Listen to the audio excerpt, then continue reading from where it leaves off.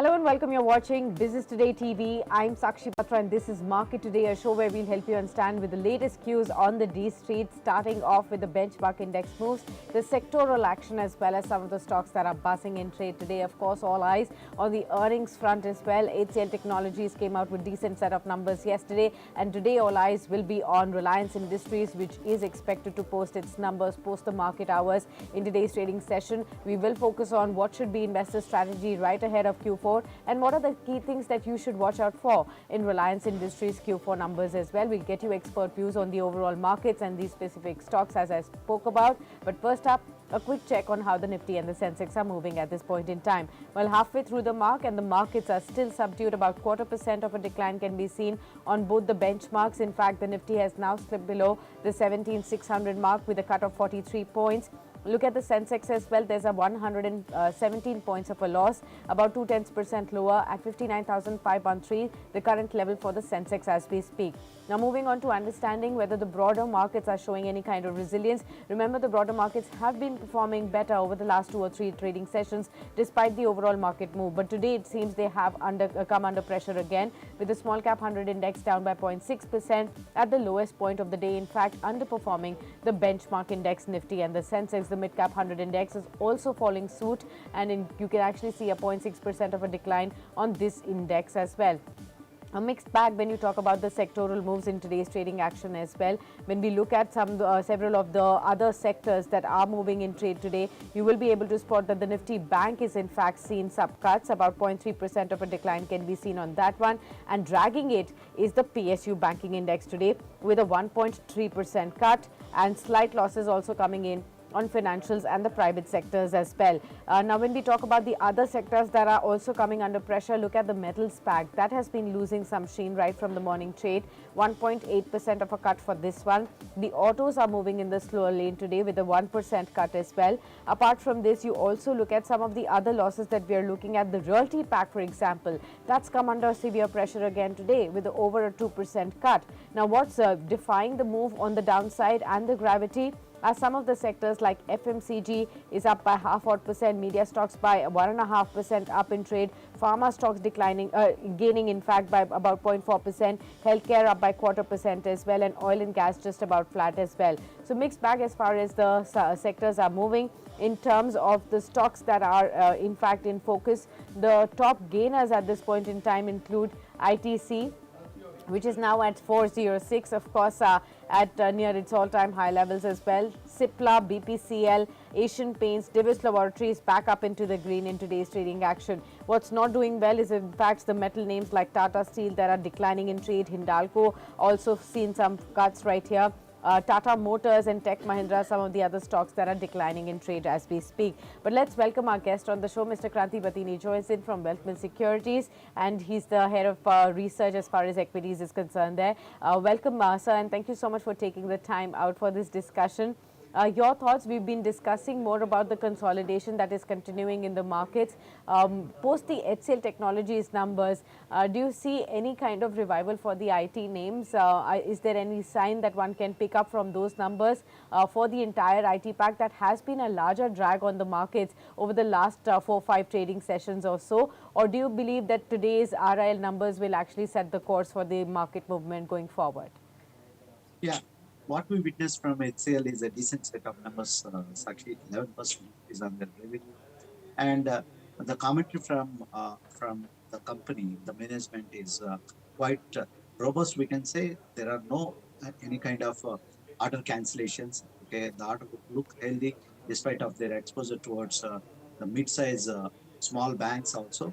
So overall, it gives a positive outlook with respect to HCL Technologies is concerned. But since if you have to compare the Infosys and HCL, both are into a different kind of domains, and also the market capitalization, size and scale of business models are completely different. So whether the HCL Tech can bring some kind of uh, positivity to the technology companies right now, we need to wait and watch, because there is a kind of uh, overhang on this sector right now. We need to wait and watch for a couple of days sessions how the entire earnings of the mid and small cap companies also going to bring going to impact the entire sector. Overall, we are quite neutral on this sector in a medium to short term. But whereas for a longer term perspective, definitely this is the time in a staggered manner one can accumulate the large cap IT names are concerned in India.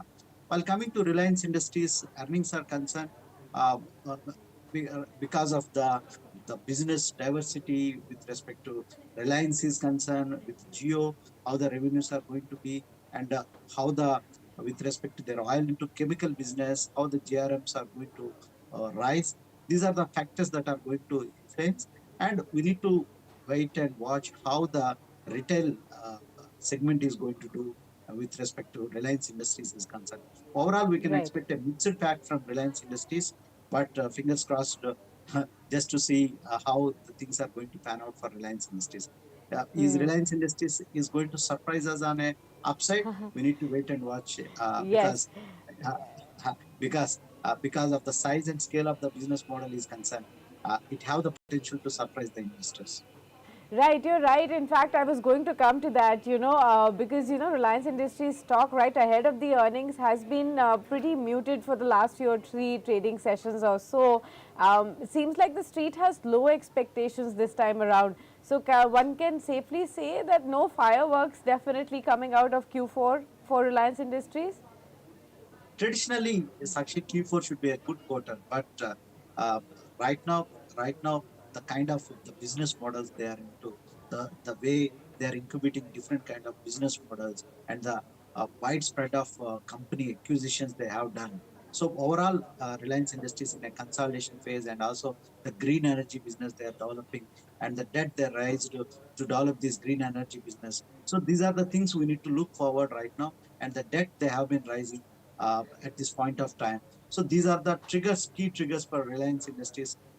If you see a couple of quarters back, Reliance Industries way towards reducing the debt, and they want to make the zero debt company. But altogether, the business environment completely changed. They are increasing the debt to build up new green businesses, energy businesses, carbon-free businesses, and giga uh, parks they are going to develop. These are the themes they are developing. And one hand, they have been doing different kind of acquisitions in some listed entity and unlisted entity. Now people are talking about Campa Colas of the world. So these are the developments that are taking place. Overall, all eyes are on Reliance. It's not a stock to ignore. Uh, one should one should pick up this stock if there is any weakness in this stock. Okay, so one should definitely look at an opportunity in case there are dips one can look at from a long term perspective. That's the strategy that you should adopt on Reliance ahead of Q4. But I wanted to understand in terms of the various segments as well. When we talk about the oil to chemical business, is it likely to ride the boost from the crude oil? Now, we've been seeing that crude oil prices are down both on a year on year and on a quarter on quarter basis as well. Now, looking at that, about a 19% fall we can see from a year-on-year perspective, and crude oil has also seen a dip on a quarter-on-quarter basis of 8% or so. Will that aid the petchem and refining margins? Do you see that that could be a boost in this vertical at least, or could the windfall tax be, something that one can offset the kind of gains that one would look at? See, overall, we need to see how the GRM gross refining margins are going to be. This is a major trigger for the business, and also uh, the chemical business, how it's going to be. These are the very tricky numbers to calculate, Sakshi, until unless we get the complete blueprint of the numbers. Okay, it's not a easy thing to predict because the numbers can go either side, and as India has been depending upon more about the Russian oil. Okay, the dynamics are completely different. How much part of the Reliance refineries are refining this is the Yeah. oil, and the overall spectrum we need to wait and watch with respect to Reliance is concerned. Overall, we are quite optimistic and positive with respect to Reliance on a longer term basis. Right. Also wanted to understand, are you watching out for any clarity on the 75,000 crore rupees announcement in the new energy business from the company initially? Also growth in the retail stores additions. We've recently seen, Tira getting expanded from the Reliance Retail Forum in the beauty segment. And also we've also seen from the retail and FMCG, kind of expansion that the company has been focusing on, launching of Campa and acquiring of several products as well. Now these are some marquee changes that the company has been looking at, could be strategic and could also look at perhaps in a long term additions to the revenues as well, and any pricing action in the telecom space as well. Are you looking at any of these signs, and how could they really impact the results and the stock price going forward? Absolutely, Sakshi, you articulated very well. But adding to the segments what you discussed, I want to add one more segment. They're recently foraying into financial services Yeah. very aggressively and moving the cards towards their financial industry. And this is also a big game changer how they're going to position themselves into financial industries, financial sectors are concerned. So these are all the things one need to watch from the management commentary. One thing is with respect to uh, the retail expansion, and also what kind in retail expansion, also what kind of business model they are going to take towards the Reliance retail is concerned. Because right now the retail is again becoming a duopoly. On one hand, Reliance is foraying in a full throttle with respect to retail is concerned, and the other hand, DMart is emerging. So it's becoming a duopoly market.